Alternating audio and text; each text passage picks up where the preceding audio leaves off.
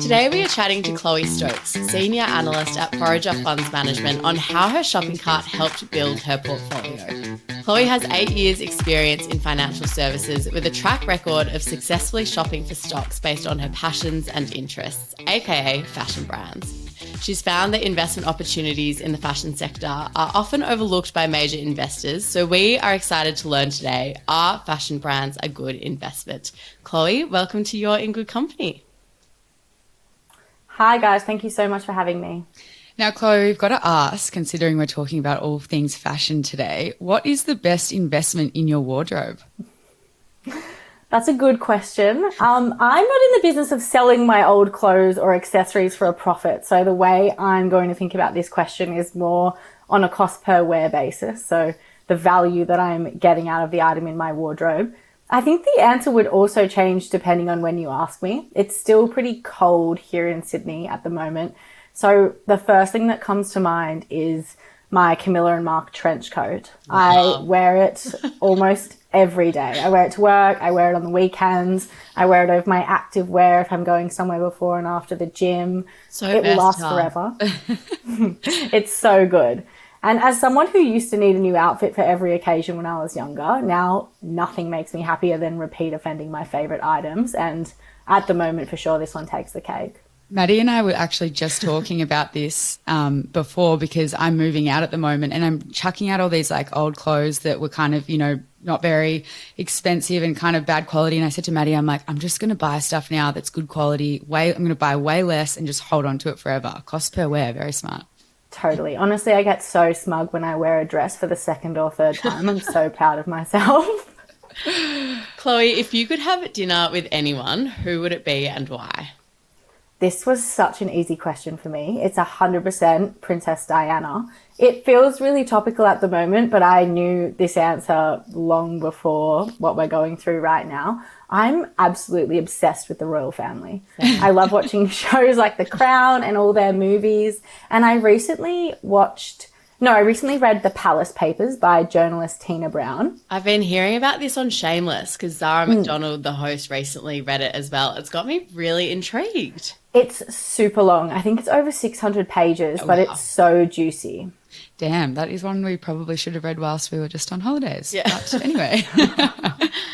No, it's intriguing because the royal family is a bit like, you can't really touch them. You can't really see what's happening inside. So exactly. And I think Diana would be more of an open book than most other people with intricate knowledge of that family. And also just marrying into it and then divorcing out of it. Such an interesting perspective. I feel like she would talk. And then more investing focused, I guess. If you could be a stock or company, who would you be and why? I would be Ulta Beauty. It's a beauty retailer listed in the US. They have 1,500 stores all across the country. Our chief investment officer calls it the Bunnings of beauty because they stock such a broad range of products. So they stock the things right down from what you would find in a Woolworths or a chemist here in Australia, all the way up to prestige brands like Chanel. Ooh. When I was thinking about the why, because this was a weird question for me, I tried to think about the attributes in a business that I'd like in my life. And the first couple are quite generic. First, I don't want to be stagnant. I definitely would want to be a growing business. Ulta fits the bill. It's grown at over 15% per annum for the past 10 years. Second, I want to spend less than I earn. So as a business, I need to be profitable. Ulta fits this. I love it. Yeah, they've got 10% operating margins, well above 10% over the past decade. And third, I would like to be resilient and adaptable to change. And I was just really impressed with the way that Ulta, which is a traditional bricks and mortar retailer, really pivoted towards online during the pandemic. Not only did they really improve their online offering, but they focused on this buy online, pick up in store offering, which is still really strong for them. And it's much more profitable than just going straight online because obviously the customer drives to store to pick up the product, eliminating the delivery costs. So I just love the way that they pivoted during COVID and they've come out such a stronger business than what they went in. Can we invest in the company? What's the ticker? The ticker is Ulta, ULTA. Maddie is convinced already. That was a quick stock pitch. Yeah. But also there's a lot of businesses that meet those three criteria. They're pretty broad. But the fourth one, I'm just very into skincare. I feel like I want to have good skin throughout my life. And as I've mentioned before, the Bunnings of beauty, the broadest range of skincare products from very cheap to ultra bougie. So Ulta also ticks that box for me. It's a skin investment. Yeah, exactly.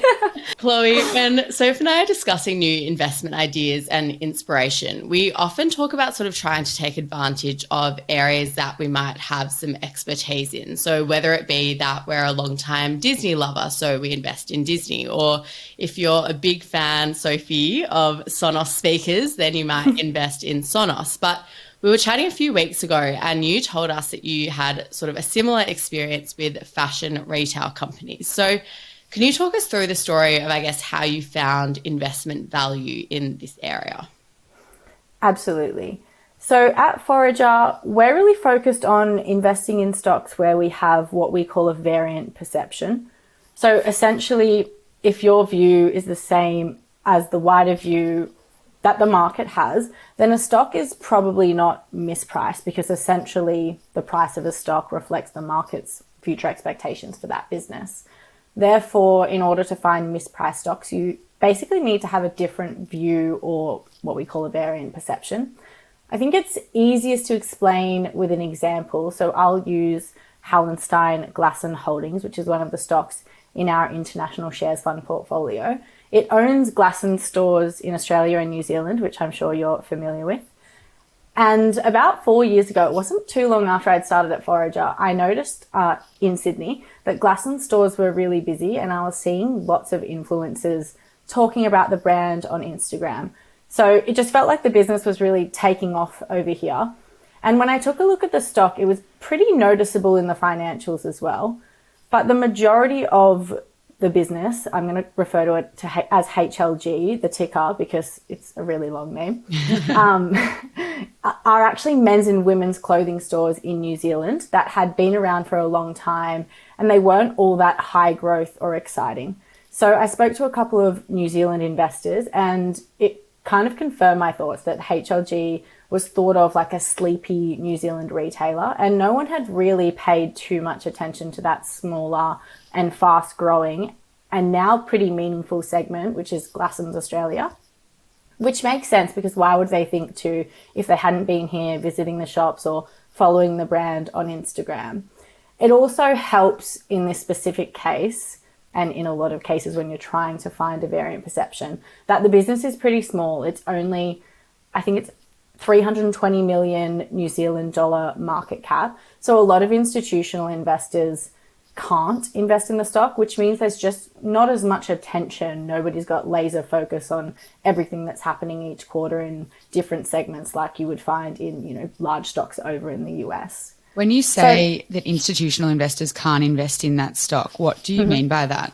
So if you have a really large portfolio of, say, $1 billion and you want to make an investment in a stock, assuming you have a reasonably concentrated portfolio, you wouldn't be able to get a meaningful investment in a company that's that small without taking, 10, 20, 30% ownership of that company, which most public market investors don't want to do. Yeah, they want to take a cute little 0.5% and have that and portfolio.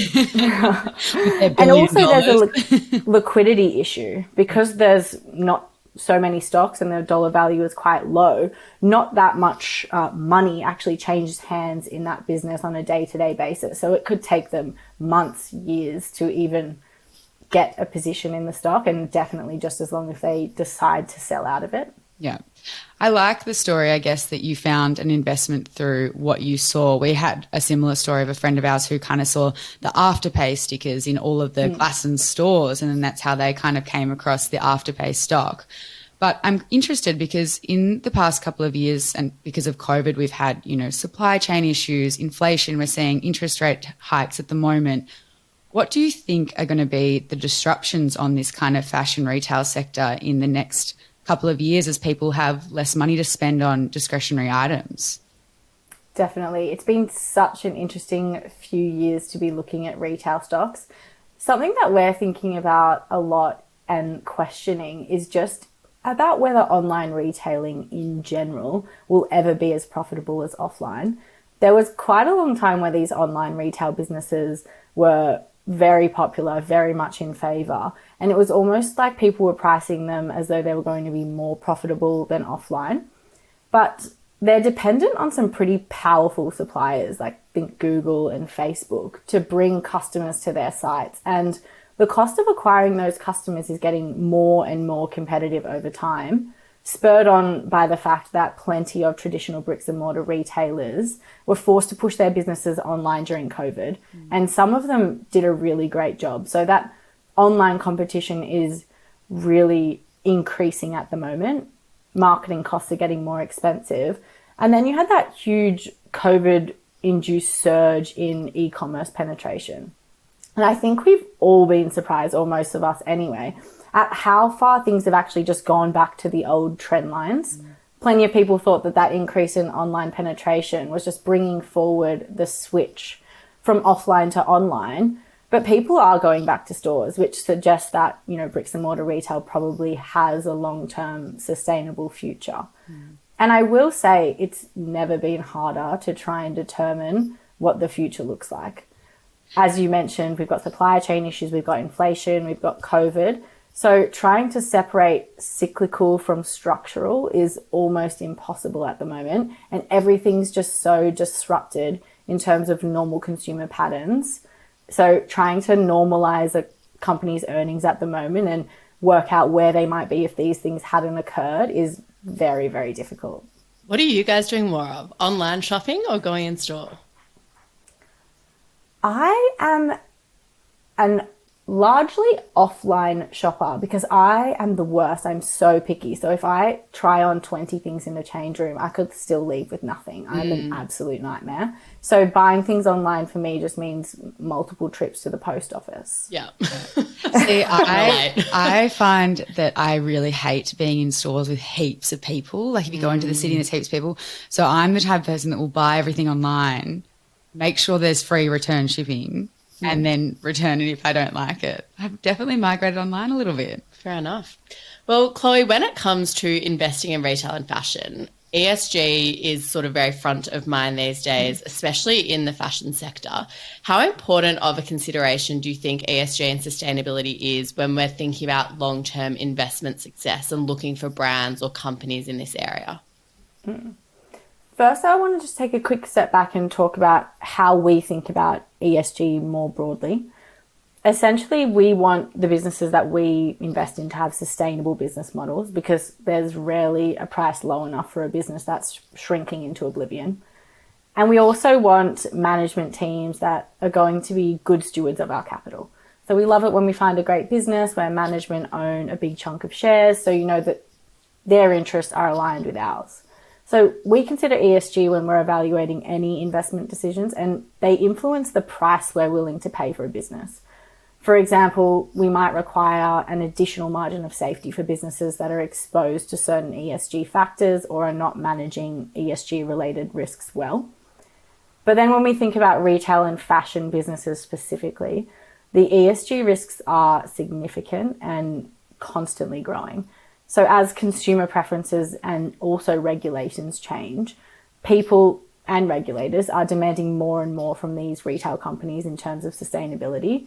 And the companies need to respond to that. And there are definitely going to be probably huge incremental costs related to responding to those demands. So we think it's vital to factor it in when you're looking at or valuing retail businesses to invest in, and make sure that if there are, I guess, large ESG risks, that you're factoring that in when you're valuing a business. We've seen probably one of my favourite news stories in a long time over the last week with Patagonia selling their entire company to, I guess, the globe, or what's it, to climate change, to the environment. Donating the money, I think, is the word you're looking for. But like, that's such a cool example of, I guess, arguably, you know, a fashion retail brand doing something that's really powerful in that area. And they've been, like, for a long time really focused on supply chain and things like that as well. Yeah, exactly. And I just think those fast fashion retailers as well, they're getting a lot of pressure from consumers. And a lot of the larger fast fashion companies are actually pretty well placed. They've got great supply chains to meet changing consumer demand. So if they want to start creating sustainable clothing, I'm not saying fast fashion at all is sustainable, because sending the clothes back and forth and buying things over and over, not so much. But if they do want to meet consumer demand in terms of making more sustainable clothing, they're quite well placed. The thing is that it costs more, and then consumers need to pay more, and there's potentially a branding issue there. But yeah, it's interesting. There's constant pressure, I think, on anyone in most sectors, but especially the retail sector, because there's just a lot of attention on that kind of thing at the moment. I think slowly in time, I don't think it's going to happen overnight, but I think slowly in time, consumers are, getting more and more aware of what they are buying. Also with like access to information, you hear of brands like H&M burning clothes, and then you think like, what's that impact on the environment? Am I going to be investing my money there? But it'll be slow, especially when, as we said before, we've got a time at the moment with inflation and interest rates, so people are maybe a little less willing to spend higher amounts on clothes that are, sustainably made, but, moving in the right direction. You would also think that luxury brands is sustainable. So if you're buying a really expensive, Hermes bag, that's sustainable. But then you hear similar things with H&M, that they burn their last season things rather than putting them on sale because it's damaging to the brand. So then you think, is this $20,000 bag sustainable? I don't know. But he's like, just donate it. Just give it to me. Yeah, exactly. Give it to me. I'll have it.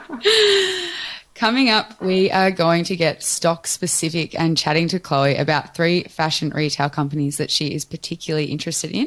But we are going to take a quick break for our sponsors. Chloe, when it comes to investing, especially when you're first getting started, one of the hardest things can actually just be decide what to invest in and what stocks to buy. And Soph and I have really found that talking to each other and talking to our friends about particular stocks, and I guess sort of breaking down some of the ideas that might make it a good or bad investment, has been really helpful for just demystifying this process a little bit. So really keen to hear, what is the first company that you would like to talk us through that you're particularly interested in at the moment? And I guess in particular, how did you sort of come across this opportunity? Okay, so I'll start with one that we actually own at the moment in our international shares fund portfolio. It's a US listed stock. It's called Inmode. It's a medical device company, and they specialize in aesthetics. And what they focus on is bridging the gap between non-invasive procedures, like think filler and Botox, and going under the knife for plastic surgery. Cool. So they're kind of in the middle there. They use their technology to do things like fat burning, skin lasering, and really improving that kind of top layer of skin, but without going under the knife, without downtime. So how we found it was one of our portfolio managers, Harvey, read about it in an investor letter. And we read about it, we thought it sounded interesting, and we started looking at the business around June last year. I didn't know anything about the products before that, but once I heard about them, I started seeing references to it everywhere on Instagram. Such a thing, isn't it? Once you see it, you can't unsee it everywhere you go. Yeah, or they're listening to you and then they start sending it to you. So it's not sure which comes first. Terrifying. So this was a fast-growing business. It's really cash generative. It's got high margins. So there's lots of things to like when you just look at the financials of the business. But once we started looking at it, this was in June last year, everything was going insane. The price increased really quickly, and we missed our opportunity to buy it at what we thought was a reasonable price.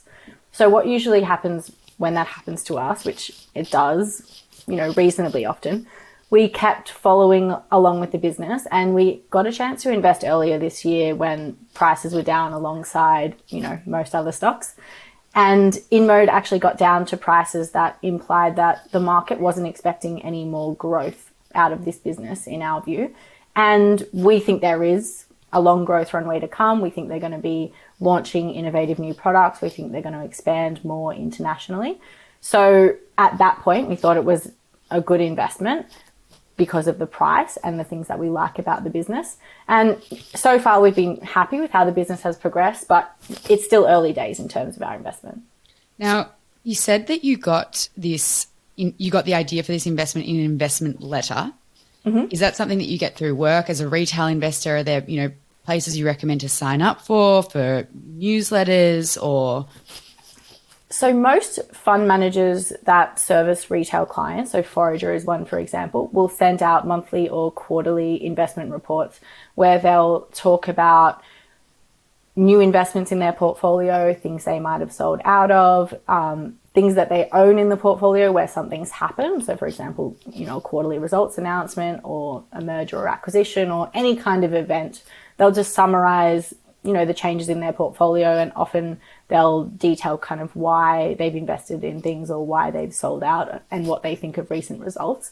It's actually a really good resource for just thinking about new companies. You'll read about a company that you've never heard before and you'll go and have a look at it and you might find it really interesting. You might read 10 letters and see nothing that you're interested in, but it's a really good way to just kind of expand the number of stocks that you're interested in or looking at or even have ever heard of. So in terms of finding investor letters to subscribe to, you can just kind of, depends whether you're interested in Australian or international stocks, just start on Google and look for kind of the best performing fund managers, go onto their website, see if they offer a monthly or a quarterly update and just sign up, and then they send it to you via email on a regular basis. It's a really good way to learn about investing from people that hopefully you'll like their style of investing. Maybe have a look on their website first and see if you kind of resonate with their investment style, but definitely a great thing for people who are interested in investing to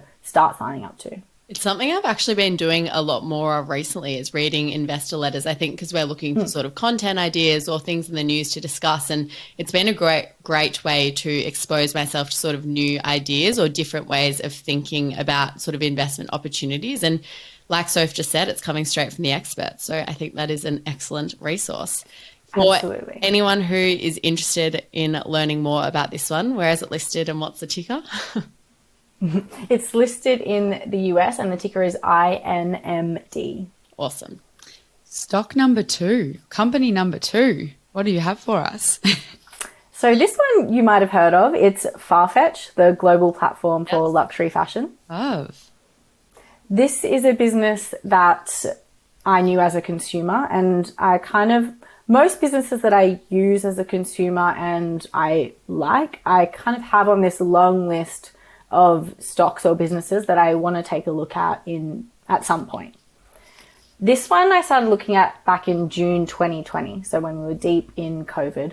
The whole business was valued at around $6 billion US dollars.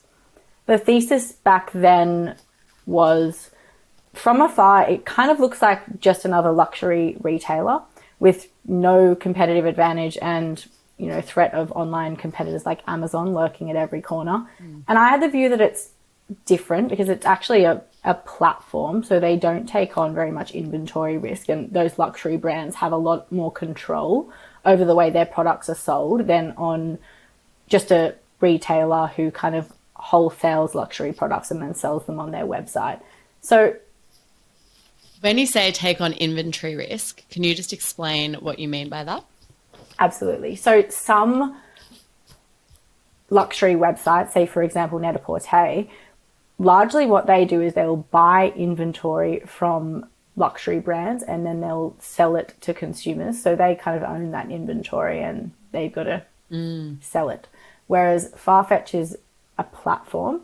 The luxury brands will put the products that they want on Farfetch on the platform. They'll kind of decide what goes there. They'll decide pricing. They'll have a lot of control over that process, and it's their inventory. But Farfetch provides the platform, and they'll often do a lot of the distribution on behalf of those luxury brands as well. So it's just a little bit of a different model. You know what's interesting there? If you go on, I say Net-a-Porter. I obviously say it very wrong. But what's interesting is Net-a-Porter has like all the same style images because they obviously have bought the inventory. They do like the, photos of it. It's all the same. But when you go on Farfetch, it's like you can tell it's kind of, never knew that, but it's interesting because it's always different. And I'm like, they don't do this like marketing very well compared to Net-a-Porter, but they're actually being smart. Good to know. Well, maybe I say it wrong. Who knows? It's very hard to say these types of names. I've seen a TikToker who's into fashion say it like you do, but I just can't bring myself to say it. So what is the ticker for Farfetch and where is it listed? It's listed in the US as well, and it's FTCH. I think we don't actually own this business, but so what happened back then is kind of I had that view at $6 billion market cap, as I mentioned. We bought the stock and the rest of the market came to a very similar view and potentially even more optimistic view quite quickly. So the price of that business increased threefold over the next 6 months and we ended up selling out for a nice profit. And I think this is an interesting one because now, given all the disruption in markets and retail with inflation, it's down to an even lower price than when we initially bought it and we don't own it again. So I think it's an interesting one. It's one that we're still watching closely, but I have a few more concerns than what I did back then. I can still see the same positives to the business model and many outcomes where it's worth much more than the current price. But as I mentioned before, I feel like the whole online retail space has come out of COVID with more question marks than what it went in. And I'm less confident on what earnings might look like once this business reaches scale. I'm wondering if you have any tips for someone who has sort of come into contact with, for example, a Farfetch and it's on their radar, it's something that they use and something they might be interested in investing in. Do you have any tips for sort of how you can go about finding a little bit more information or where to look to see if that is or isn't a good investment? Absolutely. So the best thing to do to get your to form your own view on a business is just to read some annual reports. Websites, investor relations websites for these companies, especially in the US, are very, very good. They have a lot of information. Every US company releases a quarterly earnings report. They're usually quite long, quite detailed. And what they'll then do is they'll have an earnings call, which you can access on their website. Often they'll even have a transcript, but if they don't, there'll be a webcast. So you can go on and listen and they'll kind of go into a bit more detail around what's happened over the past quarter. And there'll also be a bunch of analysts on the line. So the second half of the call will be analysts asking the company questions, often about the most recent results, and the company answering. They're really, really interesting. And when I start looking at a company, that's the first thing I'll do. I'll have a look at the last couple of reports. I'll listen to some earnings calls and I'll kind of try and understand if this business is as exciting as I might think as a consumer. Not always the case. Just because it's a good brand or a good product doesn't mean it's a good investment. So, but that's a great place to start. Yeah, I like that because you get to hear from management as well, which is always such an interesting thing to think about, like who's actually leading the company that you're investing in. Exactly. And then some of the questions that come through from analysts are very insightful. Hard hitting, I'm sure. And company number 3 for us, Chloe? Yes, I'm going to go back to Ulta, which we already discussed at the beginning of the call. Again, this is one that we owned in the past, and I actually found it because I was shopping there in the US, and I really liked the customer experience. And it's not something that I think we know about here in Australia because they only operate in the US. So I liked it from a consumer perspective, and then I looked into it, and it's been a great business over time. I think I touched on before, it's high margin, it's been growing for a long time. So it was on our list of stocks that we kind of liked the business, but it always looked a little bit too expensive. Then back in August 2019, they released an earnings report and management decreased guidance for the year due to a slowdown in cosmetics, which is one of their end markets. And the share price dropped more than 30% the next day. Wow. So yeah, sometimes investors can be overly focused on short-term results. And we thought that's what was happening here. And my view was pretty simple, that in 10 years' time, women and men are going to be spending more on beauty products than what they are today. And I thought that Ulta will continue winning market share, which is what they had been doing over the past 10 years or so. That thesis played out, and we sold once we thought we were being adequately compensated for that in the stock price. But it's still a business that I love. I watch it really closely, and I'm just waiting for the right price again. I think you make a really good point there about sometimes the market or investors can be very short-term focused. You know, when you hear about a 30% drop, if that was a company that I was owning, that might make me a little bit nervous and I'd be worried that it's not a good investment anymore. But actually, knowing why the market has reacted like that and understanding what has caused that can, like, just having that little bit of information can make it so much easier to just continue thinking long term, and often, you know, can be a great buying opportunity as well to get in at times like that. Absolutely. You always have to know why you own something or why you want to own something, and try not, this is easier said than done. Try not to over extrapolate recent results in either direction. It happens both ways. When things go well, everyone thinks it's going to go well forever. Much when more things go fun bad, when they opposite. go well. Yeah. I had a friend I was traveling with recently, actually, who said that him and his partner, they'd both started investing together, and he was like, you know, she's investing, it's really exciting, but she checks it every day. And I'm like, well, have you been listening to the podcast? That's the one thing we say not to do. From the long-term perspective, don't check it every day. That's easier said than done. Easier said than done. Well, I forgot my password to one of my accounts. Oh. And then so I didn't check it for ages. Then I reset the password. We're good again. Let me just forget the password. Anyway, we digress. Chloe, before we get to our final question for today, if anyone wants to find more about you or about Forager, is there anything that you would like to plug or promote? Yes, our website, www.foragerfunds.com. And as I mentioned before, you can sign up to our investment reports, and you will get a monthly and quarterly report, as well as an end of year performance report. If you sign up, we also do things like webinars and roadshows where the team will either get together over Zoom or somewhere in person, and we'll kind of talk about our portfolio or how we're thinking about the market at the moment. So we do a lot of things like that. I will be signing up to that after we get off this. We'll put the link in our show notes. Perfect. To finish off, we will always ask our guests the same question. What piece of advice would you give your younger self when starting out investing? That's an excellent question. And I think the examples that I just gave kind of lead me into the perfect response, and that is to have patience.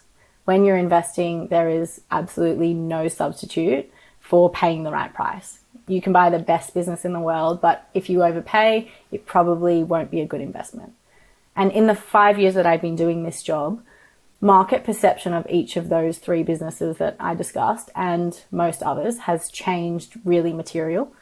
Each of them have a lot of qualities that I like in a business, and at certain points in time, those qualities have been really well appreciated in the market, and at other points in time, that's not the case. Yeah.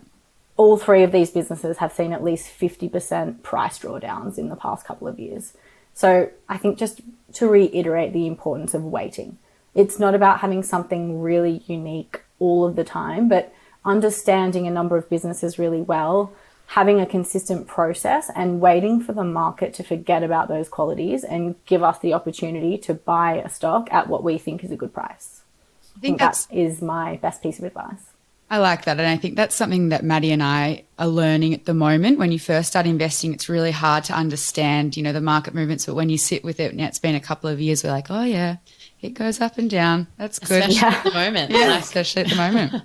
It absolutely does. And if you really do have a long-term focus, and obviously you need to be right, which you're not always right, those market movements are actually just further opportunities for you to increase your returns over time. So look at those down days as good days. Positive. It's hard. Well, Chloe, thank you very much for your time today. I've loved getting some further insight into the retail fashion industry. Definitely an area that I think both Soph and I and a lot of our listeners are extremely interested in. So it's been super valuable. Thank you very much.